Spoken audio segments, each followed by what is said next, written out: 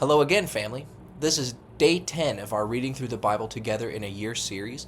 Today we're covering Genesis chapters 31, starting in verse 22, through chapter 33. We started chapter 31 yesterday. Where we are in the story is that Yaakov is living in Padan Aram. He's working for Lavan, his uncle, and he already has his two wives and his two wives' servants, and he's got kids with all of them. But God has come to him in a dream and said, "Go back to your father's country." So Yaakov left. So that's where we start off today. Let's see how it goes. And on the third day, Lavan had news of Yaakov's flight. And taking the men of his family with him, he went after him for 7 days and overtook him in the hill country of Gilead. Then God came to Lavan in a dream by night, and said to him, "Take care that you say nothing good or bad to Yaakov." Now when Lavan overtook him, Yaakov had put up his tent in the hill country, and Lavan and his brothers put up their tents in the hill country of Gilead. And Lavan said to Yaakov, "Why did you go away secretly, taking my daughters away like prisoners of war? Why did you make a secret of your flight, not giving me word of it, so that I might have sent you away with joy and songs, with melody and music? You did not even let me give a kiss to my sons and my daughters. This was a foolish thing to do. It is in my power to do you damage. But the God of your father came to me this night, saying, 'Take care that you say nothing good or bad to Yaakov.' And now, it seems, you are going because your heart's desire is for your father's house. But why have you taken my gods?"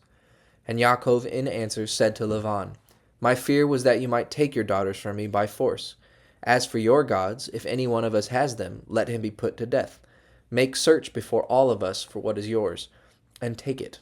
For Yaakov had no knowledge that Rachel had taken them. So Lavan went into Yaakov's tent, and into Leah's tent, and into the tents of the two servant women, but they were not there. And he came out of Leah's tent, and went into Rachel's. Now Rachel had taken the images, and had put them in the camel's basket, and was seated on them. And Lavan, searching through all the tent, did not come across them.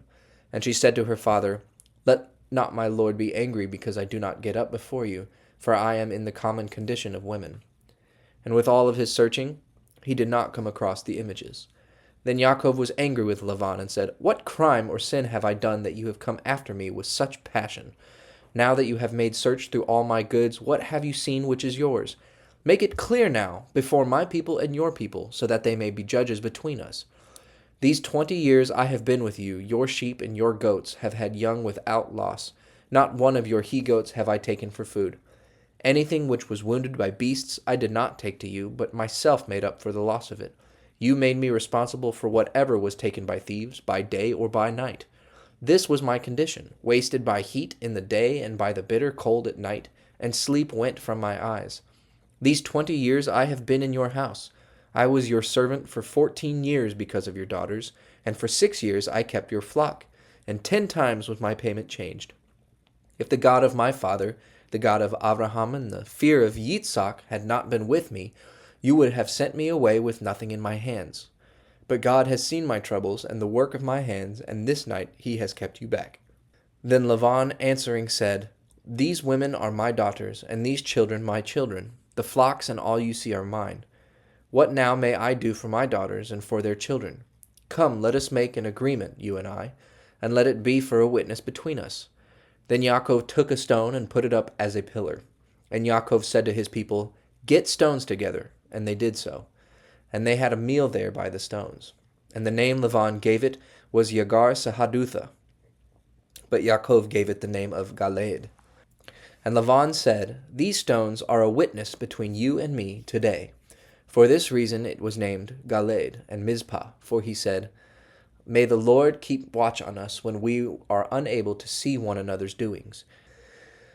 If you are cruel to my daughters, or if you take other wives in addition to my daughters, then, though no man is there to see, God will be the witness between us." And Lavan said, "See these stones and this pillar which I have put between you and me. They will be witness that I will not go over these stones to you, and you will not go over these stones or this pillar to me for any evil purpose. May the God of Abraham and the God of Nahor, the God of their father, be our judge." Then Yaakov took an oath by the fear of his father Yitzhak. And Yaakov made an offering on the mountain, and gave orders to his people to take food.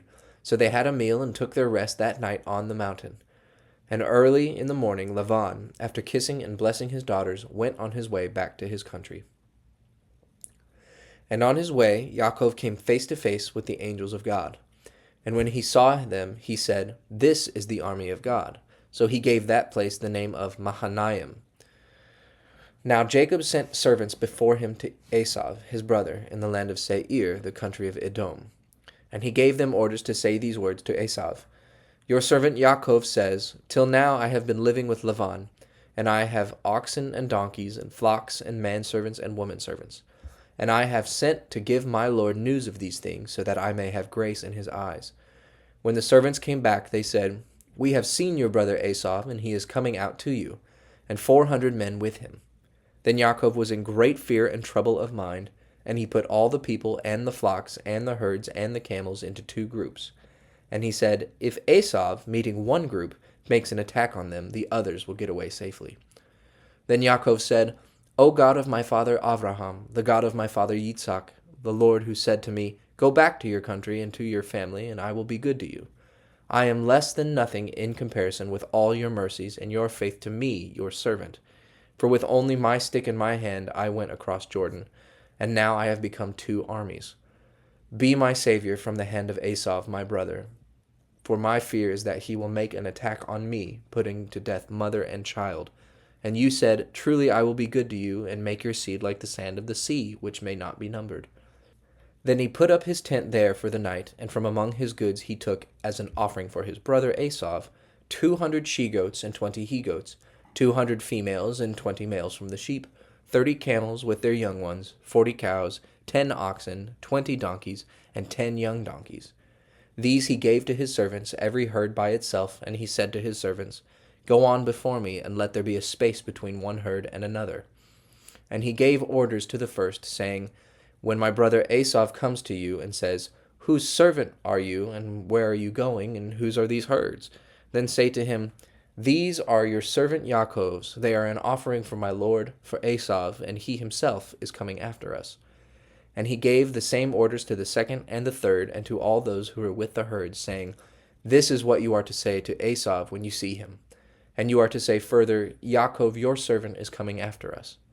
For he said to himself, 'I will take away his wrath by the offering which I have sent on, and then I will come before him. It may be that I will have grace in his eyes.' So the servants with the offerings went on in front, and he himself took his rest that night in the tents with his people. And in the night he got up, and taking with him his 2 wives and the 2 servant women and his 11 children, he went on the river Yabok. He took them and sent them over the stream with all he had. Then Yaakov was by himself, and a man was fighting with him till dawn.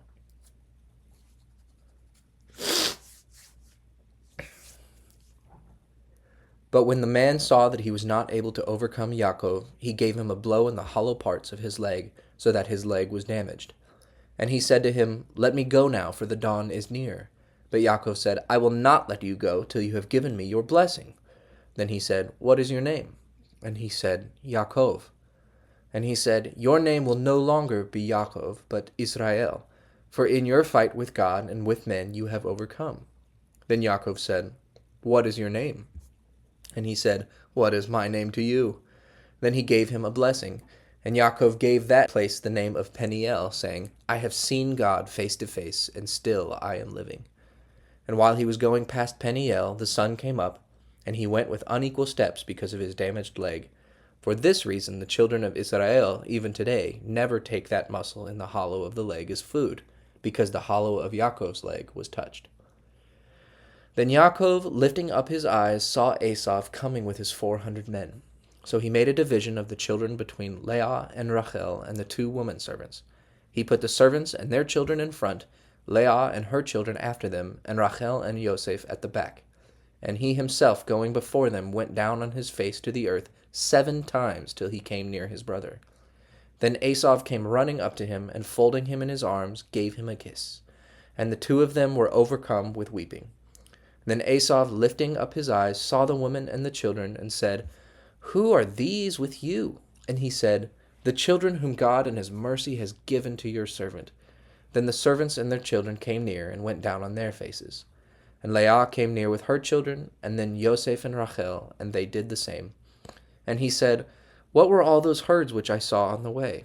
And Yaakov said, "They were an offering, so that I might have grace in my Lord's eyes." But Esau said, "I have enough. Keep what is yours, my brother, for yourself." And Yaakov said, "Not so. But if I have grace in your eyes, take them as a sign of my love. For I have seen your face as one may see the face of God, and you have been pleased with me. Take my offering then with my blessing, for God has been very good to me, and I have enough." So at his strong request he took it, and he said, "Let us go on our journey together, and I will go in front." But Yaakov said, "My Lord may see that the children are only small, and there are young ones in my flocks and herds. One day's overdriving will be the destruction of all the flock. You, my Lord, go on before your servant. I will come on slowly, at the rate at which the cattle and the children are able to go, till I come to my Lord at Seir." And Esau said, "Then keep some of my men with you." And he said, "What need is there for that, if my Lord is pleased with me?" So Esau, turning back that day, went on his way to Seir. And Yaakov went on to Sukkot, where he made a house for himself and put up tents for his cattle. For this reason the place was named Sukkot. So Yaakov came safely from Padan Aram to the town of Shechem in the land of Canaan, and put up his tents near the town. And for 100 bits of money he got from the children of Hamor, the builder of Shechem, the field in which he had put up his tents. And there he put up an altar, naming it El, the God of Israel. So there's several wonderful moments in these couple of stories, Yaakov's relationship with Lavan getting to where it is, but then just Yaakov himself and his character development and how he's starting to turn and recognize God's mercy in everything that's happened in his life. He's no longer taking everything for himself, at least not directly, and he still has a long way to go, as we'll see in later readings. But one thing we probably never talk about that much in these stories is Esau and who he is when Yaakov reconciles with him.